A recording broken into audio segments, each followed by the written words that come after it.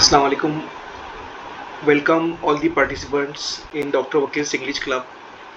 आज हम लोग इंग्लिश का एक 10th 12th के जो स्टूडेंट्स हैं और हाई स्कूल के भी जो स्टूडेंट्स हैं उनको एक important English grammar question exam में आता ही है, वो है change the degree. Change the degree का जो रूल है वो एक्टिव वाइज से हमको पैसिव वाइज करना रहता और कभी पैसिव वाइज रहता उससे उसका हमको एक्टिव वाइज करना रहता। तो सबसे पहले हम लोग ये देखेंगे कि एक्टिव वॉइस और पैसिव वॉइस क्या रहता और उर्दू में इसका शॉर्ट में एक आसान ज़बान में एक्सप्लेनेशन क्या होगा। तो इंग्लिश में वॉइस जिसका लफ्ज़ी मानी आवाज़ होता, लेकिन इंग्लिश ग्रामर में एक्टिव वॉइस और पैसिव वॉइस ये दो अलग अलग आता। एक्टिव वॉइस के अंदर जितने भी हम लोगों ने टेंसेस सीखे, जो सादे जुमले हैं जैसे कि अहमद ईट्स अ मैंगो, ये सिंपल प्रेजेंट टेंस है, ये एक्टिव वॉइस है। तो एक्टिव वॉइस में क्या रहता, the subject is active, the subject is important to be mention. जहाँ पे सब्जेक्ट को मेंशन करना ज़रूरी रहता, जहाँ पे सब्जेक्ट इंपॉर्टेंट रहता वहाँ मेंशन करना, वहाँ पे हम लोग एक्टिव वॉइस इस्तेमाल करते हैं। और पैसिव वॉइस हम लोग वहाँ पे इस्तेमाल करते हैं जहाँ पे object is more important than subject, या object subject is understood not necessary to be mention. मिसाल के तौर पे हम लोग बोलते कि हम लोग स्टूडेंट को हम लोग बोलते कि रोज़ाना आपने पढ़ाई करनी चाहिए, आपने रोज़ाना पढ़ाई करनी चाहिए, ये एक्टिव वॉइस है, ठीक है। अब आपने न्यूज़पेपर पढ़ना चाहिए, ये एक्टिव वॉइस है। न्यूज़पेपर पढ़ा जाना चाहिए, ये पैसिव वॉइस है, ठीक है। आपने इंग्लिश बोलना चाहिए, ये एक्टिव वॉइस है। इंग्लिश बोली जानी चाहिए, ये पैसिव वॉइस है। तो हम लोग आम तौर पे भी, आम ज़बान में भी, रेगुलर लाइफ में भी एक्टिव पैसिव वॉइस का इस्तेमाल उर्दू में, हिंदी में इस्तेमाल करते हैं, लेकिन अपने को समझ में नहीं आता कि ये हम लोग एक्टिव वॉइस इस्तेमाल कर रहे हैं। तो इसका हम लोग एआई की मदद से मैंने कुछ notes doctor Vakil's English club में शेयर किया था और एक पीडीएफ नोट 100 एग्जाम्पल वो भी मैंने शेयर किया था। तो हम लोग वो उसका डिस्कशन करेंगे। मैं मेरा स्क्रीन शेयर करता हूँ। हाँ,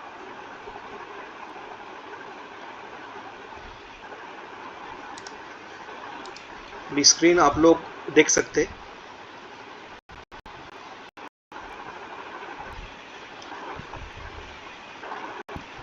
ठीक है। तो एक्टिव वॉइस और पैसिव वॉइस के अंदर परप्लेक्सिटी करके एक आर्टिफिशियल इंटेलिजेंस है। आप लोगों ने चैट जीपीटी, को पायलट और अलग अलग एआई का इस्तेमाल देखे, तो परप्लेक्सिटी भी एक एआई है, उसके अंदर हम लोग देखें। आई होप मेरा स्क्रीन विजिबल है आप लोगों को और मेरा आवाज़ भी आ रहा है। आप लोगों को मैसेज कर सकते हैं अगर कुछ दिक्कत है उसमें। तो मैं एक दूसरे अकाउंट से लॉगिन करके एक चेक करता हूँ, ठीक है। Okay, yes, my screen is visible. तो एक्टिव वॉइस और पैसिव वॉइस जो है वो क्या होता है, उसका यहाँ पे मुख्तसर में मालूमात हम लोग देखेंगे। अभी उन्होंने बताया कि एक्टिव से पैसिव वॉइस करते वक्त 5 स्टेप उन्होंने बताया कि टेंसेस के हमने देखे कि present tense, past tense, future tense, ये 3 टेंस है। और सब टेंस के सिंपल, कंटिन्यूअस, परफेक्ट और परफेक्ट कंटिन्यूअस, तो हर टेंस के 4 पार्ट है, तो ऐसे 12 पार्ट हो गए टेंसेस के, जिसमें से परफेक्ट कंटिन्यूअस टेंस का पैसिव वॉइस नहीं बनता, ठीक है। तो 12 में से 4 गए, तो 12 में से 3 गए प्रेजेंट, पास्ट और फ्यूचर, तो तीनों के परफेक्ट कंटिन्यूअस अपने नहीं बनते। उसके बाद में फ्यूचर कंटिन्यूअस का भी पैसिव वॉइस नहीं बनता है। तो ऐसे 8 टेंसेस है जिसका बनता है। तो कौन कौन से टेंस का बनता, वो बनता है प्रेजेंट टेंस में हम लोग देखेंगे simple present tense, present continuous tense, present perfect tense. उसके बाद में पास्ट टेंस में हम लोग आएंगे simple past tense, past continuous tense and past perfect tense. तो 3 और 3 6 हो गए। फ्यूचर टेंस के अंदर simple future tense, future simple future tense के बाद में फ्यूचर परफेक्ट टेंस। तो फ्यूचर कंटिन्यूस का भी नहीं बनता और सभी परफेक्ट कंटिन्यूस टेंस का पैसिव वॉइस नहीं बनता। ठीक है, उसके बाद में हम लोग एग्जाम्पल के साथ में देखेंगे, तो उसके बाद में हम लोग उसको एक्सप्लेनेशन देखेंगे। ठीक है, सबसे पहले ये कि जुमला अपने को, हाँ हम लोग एग्जाम्पल की तरफ आएंगे तो उसके बाद समझ में आएगा।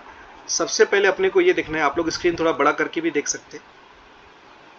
शी राइट्स ए बुक, ये सिंपल प्रेजेंट टेंस का एक्टिव वॉइस है और एग्जाम में क्वेश्चन आता है कि change the voice. She writes a book, इसमें आपको नोट करना है कि सब्जेक्ट क्या है, वर्ब क्या है और ऑब्जेक्ट क्या है। अब ये पहचानेंगे कैसे क्या कि ये एक्टिव वॉइस है, तो जितने भी टेंसेस हमने पढ़े, जितने भी फॉर्मूले देखे वो सब एक्टिव वॉइस है। अब पैसिव की वॉइस की कुछ खास बात है, पैसिव वॉइस में हमेशा वर्ब 3 आता है, वर्ब फर्स्ट और वर्ब सेकंड नहीं आता। तो वर्ब हमने देखे थे 3 टाइप्स के आते हैं, जैसे कि राइट, रोट, रिटन। तो राइट प्रेजेंट टेंस है वर्ब का, रोट वर्ब का पास्ट टेंस है और रिटन ये पास्ट पार्टिसिपल है। तो वर्ब का थर्ड फॉर्म यानी पास्ट पार्टिसिपल फॉर्म इस्तेमाल होता है पैसिव वॉइस में। आमतौर पे पैसिव वॉइस के अंदर बाय इस्तेमाल होता है, जिसका उर्दू में जरिया ऐसा मानी होता। सो शी राइट्स अ बुक, ये सिंपल प्रेजेंट टेंस है। इसका एक्टिव से पैसिव करने के लिए अपने को ये देखना पड़ेगा कि शी इसमें सब्जेक्ट है, राइट जो है वो राइट्स ये वर्ब है, अ बुक ये ऑब्जेक्ट है। तो एक्टिव से पैसिव करते वक्त पहले आपको ऑब्जेक्ट लिखना है और आखिरी में सब्जेक्ट लिखना है, पहला काम ये करना है। तो अ बुक स्टार्ट में आ गया और शी का ये प्रोनाउन है, शी का उधर जाके हर होता। तो एक टेबल आपको याद करना पड़ेगा प्रोनाउन का। आई का बाय मी होता, शी बाय हर होता, ही बाय हिम होता, इट का बाय इट होता, यू का बाय यू होता, we by us, they by them. अगर कोई नाम है मिस्टर अलीम तो बाय मिस्टर अलीम होगा, नाम चेंज नहीं होता। ठीक है, तो शी का बाय हर होता। ठीक है, तो पहला काम आपको करना है ये आइडेंटिफाई करना है कि ये कौन सा एक्टिव वॉइस है। कभी कभी वो सिर्फ चेंज द वॉइस देता है और कभी कभी बोलता है चेंज इनटू पैसिव वॉइस। तो ये एक्टिव से पैसिव करना ट्रांसफॉर्मेशन ऑफ सेंटेंसेस है, जिसमें ये उसूल याद रखना है कि एक्टिव से पैसिव वॉइस करते वक्त टेंस चेंज नहीं करना है, एक्टिव से पैसिव करते वक्त उसका मीनिंग चेंज नहीं करना है। ये दो उसके बुनियादी उसूल है। एक्टिव से पैसिव करते वक्त टेंस बदलना नहीं चाहिए और उसका मानी बदलना नहीं चाहिए। ठीक है, प्रेजेंट टेंस का प्रेजेंट टेंस रहेगा, पास्ट टेंस का पास्ट टेंस रहेगा और फ्यूचर टेंस का फ्यूचर टेंस रहेगा। So she writes a book am is are और वर्ब 3 ये इसमें आता है। तो पैसिव वॉइस में मैं आपको बात बता दूं कि पैसिव वॉइस में हमेशा वर्ब 3 आता है, पैसिव वॉइस में हमेशा हेल्पिंग वर्ब आता है। ठीक है, एम इज आर या बी का फॉर्म ऐसा आता है। दूसरा एग्जांपल देखेंगे हम लोग, ही प्लेज क्रिकेट, ये एक्टिव वॉइस है। इसमें ऑब्जेक्ट और सब्जेक्ट को आइडेंटिफाई करना है, वर्ब को आइडेंटिफाई करना है। ही का बाय हिम हो जाएगा आखिरी में, क्रिकेट जो ऑब्जेक्ट है वो पहले क्रिकेट आएगा और कैपिटल में आएगा सी। ठीक है, every sentence starts with a capital. ठीक है, सो ही प्लेज क्रिकेट का cricket is played by him. ठीक है, सो सब्जेक्ट का ऑब्जेक्ट करना है, ऑब्जेक्ट का सब्जेक्ट करना है, जगह चेंज करना है और सब्जेक्ट को बाय सब्जेक्ट ऐसा लिखना है। ठीक है, अभी यही मिसालें हम लोग सिंपल पास्ट टेंस में देखेंगे कि सिंपल पास्ट टेंस में subject plus verb second plus object ये फॉर्मूला आता। शी सैंग अ सॉन्ग, उसने गाना गाया। इसमें अ सॉन्ग ऑब्जेक्ट है, वो पहले आएगा और शी का बाय हर होगा। तो पहला काम ये करना है आपको। अभी ये देखना है आपको कि सैंग ये कौन सा टेंस है, ये वर्ब 2 है, ये सिंपल पास्ट टेंस है, यानी ये पास्ट टेंस है। तो am is are present tense में आता है, वॉज वेयर ये पास्ट टेंस में आता है और फ्यूचर में विल बी आता है। विल तो रहता ही है, बी आता है as a helping verb. So a song was were में से क्या आएगा, वॉज, क्योंकि सिंगुलर अ सॉन्ग वॉज। और सिंग का सिंग सैंग संग वर्ब 3 क्या है। ठीक है, तो एक्टिव से पैसिव करते वक्त हमेशा वर्ब 3 आना चाहिए और ऑब्जेक्ट पहले आना चाहिए, सब्जेक्ट आखिरी में आना चाहिए, ठीक है। ये पैसिव का इस्तेमाल है, ठीक है। शी सैंग अ सॉन्ग यानी उसने एक गाना गाया, उसका पैसिव फॉर्म हुआ कि एक गाना उसके ज़रिए गाया गया, एक गाना उसके ज़रिए गाया गया। आप तर्जुमा करेंगे तो पैसिव वाइज ऐसा होगा। ही बॉट अ कार, उसने एक कार खरीदा। सो अ कार और ही का आखिरी में बाय हिम होगा। अब बॉट जो है ये बाय का सेकंड फॉर्म है, उसका थर्ड फॉर्म भी बॉट होता। आमतौर पे जो वर्ब के आखिरी में टी या डी आता वर्ब टू के, तो वर्ब थ्री भी उसका वही होता है। जैसे कि बॉट है, बॉट के आखिरी में टी है, तो जनरली वर्ब सेकंड अगर किसी वर्ब के आखिरी में टी या डी आता तो थर्ड फॉर्म भी जनरली उसका वही होता है, ठीक है। अब जैसे कि दे वॉच्ड अ मूवी, अभी इसके आखिरी में डी है, वॉच्ड, इसका फर्स्ट फॉर्म है watch, second form watched ED, और थर्ड फॉर्म भी वॉच्ड होंगे, ठीक है। तो दे वॉच्ड अ मूवी और दे का बाय देम होगा।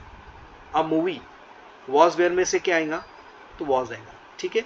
तो एक सिंपल सा उसूल ये है कि पैसिव फॉर्म में बाय सब्जेक्ट आता है, पैसिव फॉर्म में हमेशा वर्ब थ्री आता है, पैसिव फॉर्म में हमेशा हेल्पिंग वर्ब आता है। प्रेजेंट टेंस में एम इज आता है, पास्ट टेंस में वॉज वेयर आता है, और फ्यूचर में शैल विल तो रहता ही है, बी आता है, शैल विल बी, ठीक है। अब उसके बाद में हम लोग कंटिन्यूस टेंस देखेंगे। अभी मैंने आपको बताया कि एक्टिव से पैसिव करते वक्त टेंस चेंज नहीं होना चाहिए और मीनिंग चेंज नहीं होना चाहिए, ठीक है। इसीलिए तो ट्रांसफॉर्मेशन ऑफ सेंटेंस है। अभी हम लोग देखेंगे इसमें, हम लोग इसमें देखेंगे she is reading a book, she is reading a book, ये एक सेंटेंस है। अभी आपको ये देखना पड़ेगा कि सबसे पहले ये टेंस कौन सा है, तो ये प्रेजेंट टेंस है। She is reading, present tense में कौन सा टाइप है उसका, शी इज रीडिंग, तो ये प्रेजेंट कंटिन्यूस टेंस है। कंटिन्यूस टेंस का पहचानेंगे कैसी क्या आप, तो helping verb verb first ING, ये कंटिन्यूस की पहचान है। उर्दू में रहा लफ्ज आता है, ठीक है। She is reading a book, वो बुक पढ़ रही है, यानी ये सिंपल प्रेजेंट टेंस नहीं है, ये प्रेजेंट कंटिन्यूस टेंस है। शी रीड्स अ बुक, ये सिंपल प्रेजेंट टेंस है। She is reading a book, ये प्रेजेंट कंटिन्यूस टेंस है। तो एक्टिव से पैसिव वॉइस करने के लिए आपको टेंस का आना लाजमी है, उसके फॉर्मूले क्या है वो आना बहुत ज़रूरी है। अब इसमें क्या दिया है, she is reading a book, so a book, ठीक है, और शी का बाहर हो जाएगा एक्टिव से पैसिव करते हो, ठीक है। अब अ बुक के बाद में एम इज आर में से क्या आएगा, इज आएगा। अभी कंटिन्यूस टेंस ऐसा है कि कंटिन्यूस टेंस में हमने देखे कि helping verb verb first ING आता, इसलिए यहाँ पर बीइंग इस्तेमाल होता। तो एक बात ज़हन नशीन करना है आपको कि कोई भी कंटिन्यूस टेंस हो, प्रेजेंट टेंस हो, पास्ट टेंस हो, फ्यूचर का तो नहीं बनता है, प्रेजेंट टेंस और पास्ट टेंस का एक्टिव से पैसिव करते वक्त बीइंग लगता है। क्या लगता है, बीइंग। बीइंग क्यों लगता है, being indicates continuity, being indicates continuous tense. तो एक उसूल आपको याद रखना है कि कंटिन्यूस टेंस एक्टिव से पैसिव करते वक्त बीइंग का इस्तेमाल कंपलसरी होगा और वर्ब फर्स्ट आईएनजी इस्तेमाल नहीं होता। क्यों नहीं होता, क्योंकि पैसिव वॉइस में हमेशा वर्ब थ्री होता। तो रीड, रेड, रेड, लिखते रीड इसको लेकिन पढ़ते रेड है, वर्ब सेकंड और वर्ब थर्ड को। She is reading a book को क्या होगा, a book is being red bye her, ठीक है। तो कोई भी कंटिन्यूस टेंस का एक्टिव से पैसिव करते वक्त बीइंग ये आना जरूरी है। किसके बाद में, हेल्पिंग वर्ब के बाद में। दूसरा एग्जांपल देखेंगे हम, they are building a house. So note करना है आपको, आर बिल्डिंग यानी helping verb verb first ING आया तो ये कंटिन्यूस टेंस है, ठीक है। इसका पैसिव बनाते वक्त हमको ए हाउस या ऑब्जेक्ट है वो पहले आएगा, उसके बाद में हेल्पिंग वर्ब आएगा। अभी दे आर आता लेकिन a house am is are में से क्या आएगा, ए हाउस के हिसाब से एम इज आर में से क्या आएगा, तो ए हाउस सिंगुलर है, इट है, इसलिए उसके साथ इज आएगा। और एक कंटिन्यूस टेंस है इसलिए बीइंग आएगा। और बिल्ड का थर्ड फॉर्म बिल्ट होता है, बिल्ड, बिल्ट, बिल्ट। बिल्ड मतलब होता है तामीर करना, बनाना, उसका सेकंड फॉर्म बिल्ट और थर्ड फॉर्म बिल्ट होता, ठीक है। उसके बाद में आई एम ईटिंग पिज़्ज़ा, अभी pizza is being eaten by me, ठीक है। उसके बाद में हम लोग परफेक्ट टेंस की तरफ आएंगे। सबसे पहले हमने सिंपल टेंस देखे। सिंपल टेंस का एक्टिव से पैसिव करते वक्त क्या आता, सिंपल टेंस में वर्ब फर्स्ट आता, प्रेजेंट टेंस की बात कर रहे हैं हम, तो am is are verb third आएगा। कंटिन्यू सिंपल पास्ट टेंस की बात करेंगे हम लोग, तो वर्ब सेकंड आता, subject plus verb second plus object, तो उसका पैसिव बनाते वक्त पहले ऑब्जेक्ट आएगा, वॉज वेयर वर्ब थर्ड आएगा। उसके बाद हमने कंटिन्यूस टेंस देखे कि subject plus helping verb plus verb first ING आता। हम प्रेजेंट टेंस की बात करें तो subject plus am is are verb first ING, उसका पैसिव वॉइस करते वक्त पहले ऑब्जेक्ट आता, आखिरी में बाय सब्जेक्ट आता, उसके बाद में हेल्पिंग वर्ब आता, ऑब्जेक्ट हेल्पिंग वर्ब और बीइंग आता है। अभी हम परफेक्ट टेंस की तरफ आते हैं कि she has completed the work. Perfect tense का फॉर्मूला है subject plus has have verb third, यानी काम मुकम्मल होना, कोई काम मुकम्मल करना, कोई काम कंप्लीट करना, आपने कोई काम मुकम्मल किया है, चुका है, किया है, ऐसा लफ्ज़ आता तो परफेक्ट टेंस होता। She has completed the work, यानी उसने काम मुकम्मल किया, इसमें द वर्क। अब इसमें हेल्पिंग वर्ब क्या है, हैज़, तो हैज़ या हाउ में से कोई तो भी हेल्पिंग वर्ब आएंगे इधर, ठीक है। और परफेक्ट टेंस का पैसिव करते वक्त बीन आता है, क्या आता है, बीन आता है, ठीक है। तो परफेक्ट का active subject plus has have verb third, passive object पहले आएगा, हैज़ है बीन वर्ब थर्ड। ये आपको नोट करना है कि परफेक्ट का एक्टिव से पैसिव करते हो बीन वर्ब थर्ड आता है। वर्ब थ्री तो पैसिव में आता ही है, कोई भी टेंस हो, लेकिन उसके पहले क्या आता है, अगर वो परफेक्ट टेंस है तो बीन आता है, ये नोट कर रहे हैं आपको। So she has completed the work has been completed by her. ऐसा क्यों होगा, क्योंकि ये परफेक्ट टेंस है, हैज़ है वर्ब थर्ड, इसके परफेक्ट टेंस के पैसिव में बीन आता है, क्या आता है, बीन आता है, ठीक है। हाँ, अब उसके बाद में फ्यूचर टेंस यहाँ पर बताया कि she will write a letter. अभी फ्यूचर टेंस का शैल विल आता है तो वो फ्यूचर टेंस होता है, ठीक है। वर्ब फर्स्ट है तो वो सिंपल फ्यूचर टेंस है। फ्यूचर टेंस की पहचान ये है कि उर्दू में गा लफ्ज़ आता, जैसे कि she will write a letter, वो एक ख़त लिखेगी। सो गा गी के उर्दू में लफ्ज़ आया तो फ्यूचर मुस्तकबिल दिखाता, और इंग्लिश में शैल विल आता है, तो वर्ब फर्स्ट है तो ये सिंपल फ्यूचर टेंस है, she will write a letter. तो एक बात याद रखो कि फ्यूचर टेंस में विल आता ही है, उसका पैसिव बनाने के बाद शैल विल के बाद बी लगता है। तो कोई भी आपका मॉडल ऑक्सिलरी हो जिसमें अपना कैन आता है, शुड आता है, मे आता है, मस्ट आता है, ठीक है, यहाँ पे विल है, शैल है, तो इसका ये जो है पैसिव करते वक्त मॉडल ऑक्सिलरी यानी शैल, विल, कैन, उसके बाद बी लगता है, वर्ब थर्ड लगता है। तो आपको एक बात ज़हन नशीन करना है कि पैसिव वॉइस है तो हमेशा उसमें वर्ब थर्ड लगेगा। वर्ब थर्ड के पहले क्या लगेगा वो टेंस के हिसाब से चेंज होगा, ठीक है। सो अगर वो फ्यूचर टेंस है या मॉडल ऑक्सिलरी है तो उसके पैसिव करते वक्त बी लगेंगे, जैसे कि she will write a letter, so a letter will be, ठीक है, यहाँ पर बी आएगा और उसके बाद में वर्ब थ्री आएगा, और बाय हर तो आना ही है, ये तो मैंने बता दिया आपको। अभी उसके बाद में दे will complete the project, they will complete the project यानी वो अपना प्रोजेक्ट मुकम्मल करेंगे, उनका प्रोजेक्ट मुकम्मल किया जाएगा, प्रोजेक्ट उनके ज़रिए मुकम्मल किया जाएगा। सो उसमें ऑब्जेक्ट द प्रोजेक्ट है, पहले वो लिखेंगे। अभी शैल विल में से क्या आएगा, तो विल आएगा। एक बात आपको नोट करना है कि अमेरिकन इंग्लिश में सभी सब्जेक्ट के साथ विल लगता है, ठीक है। और पुरानी इंग्लिश है जो ओल्ड इंग्लिश है कि ब्रिटिश इंग्लिश जिसको हम बोलते हैं कि आई और वी के साथ शैल लगता, बाकी सबके साथ विल लगता। लेकिन एक आसान तरीका ये कि मॉडर्न इंग्लिश, अमेरिकन इंग्लिश, उसमें विल लगता है, और बोलते वक्त जो हम मॉडर्न इंग्लिश बोलते हैं उसमें शैल विल नहीं बोलते, उसमें comma double L, she'll write, comma double L, she'll write a letter, she'll write a letter. She will को शॉर्ट में शील बोलते हैं, कॉमा डबल एल, तो उसका मतलब कॉमा डबल एल का मतलब शैल और विल भी हो सकता, और मॉडर्न इंग्लिश में सिर्फ विल बोला जाता है, ठीक है।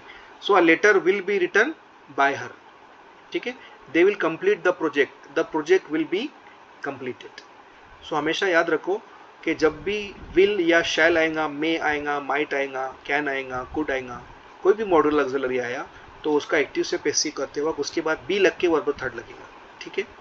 उसके बाद में एक्टिव से पैसिव करते वक्त अगर क्वेश्चन अगर एक्टिव में है तो उसका पैसिव भी क्वेश्चन ही आएगा। मैंने बताया कि एक्टिव से पैसिव करते वक्त टेंस चेंज नहीं होता, एक्टिव से पैसिव करते वक्त उसका मान ही बदलता नहीं है। जैसे कि डू यू लाइक कॉफ़ी, अभी डू यू लाइक कॉफ़ी ये टेंस कौन सा है, तो आपको सबसे पहले नोट करना पड़ेगा कि ये टेंस जो है ये सिंपल प्रेजेंट टेंस है। You like coffee, you don't like coffee, do you like coffee, don't you like coffee, ये हम लोग टेंस पढ़ते वक्त सीखे।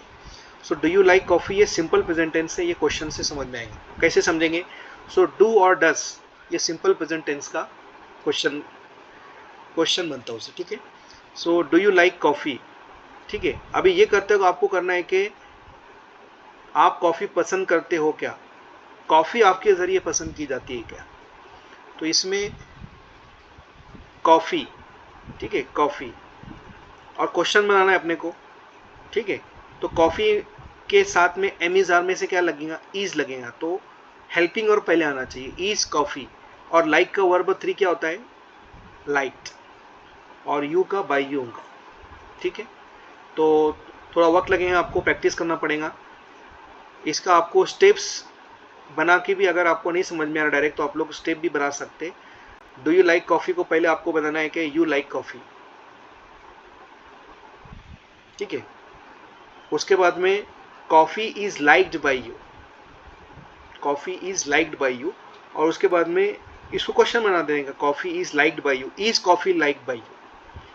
लेकिन ये स्टेप्स एग्जाम में लिखने की ज़रूरत नहीं है, आप लोग डायरेक्ट एग्जाम में डायरेक्ट आंसर लिख सकते हैं। जिनको डायरेक्ट समझ में नहीं आता उन्होंने क्या करना है, डू यू लाइक कॉफ़ी का आपको पैसिव नहीं बनाते आ रहा, तो आपने उसका नॉर्मल अफर्मेटिव सेंटेंस बनाना है, you like coffee, coffee is liked by you, और फिर उसका क्वेश्चन बनाना है, is coffee like by you, ठीक है। अभी उसके बाद में इम्पेरेटिव सेंटेंस जो हुक्मिया जुमला होता, उसमें हम हेल्पिंग वर्ब पहले आता है। मिसाल के तौर पे हेल्प द पुअर, यानी गरीब की मदद करो, तो उसका पैसिव बनाते वक्त लेट, LET लेट का इस्तेमाल होता, और बी वर्ब थर्ड होता, लेट बी वर्ब थर्ड का इस्तेमाल होता। कैसे होता, help the poor, let the poor, यहाँ पे सब्जेक्ट जो है लेट द पुअर, ये ऑब्जेक्ट जो है let the poor be helped, ठीक है। Love your country, so let your country be loved, ऐसा ये स्पेशल केसेस है। उसके बाद में मैंने बताया आपको कैन कुड रहे तो क्या करते, ठीक है। मैं ऑलरेडी ये शेयर कर चुका हूँ, ये टेबल भी मैंने बताया आपको कि आई का एक्टिव में पैसिव करते वक्त बाय मी होता है, वी का अस होता है, ही का हिम होता है, शी का हर होता है, दे का देम होता है, यू का यू होता है, इट का इट होता है, ठीक है। इसके अलावा भी डिटेल में है काफ़ी।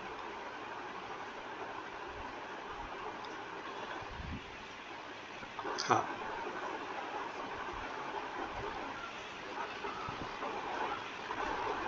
अभी इसमें आप थोड़ा डिटेल में जाएंगे तो आपको कभी कभी ऐसा लगेगा कि जहाँ पे सब्जेक्ट अननोन रहता वहाँ पर हम लोग पैसिव वाइज इस्तेमाल करते, जैसे कि द विंडो वॉज ब्रोकन, यानी हमको मालूम नहीं किसने तोड़ा, भाई खिड़की किसने तो भी तोड़ दिया, हम ऐसा बोलते, खिड़की किसने तो भी तोड़ दिया,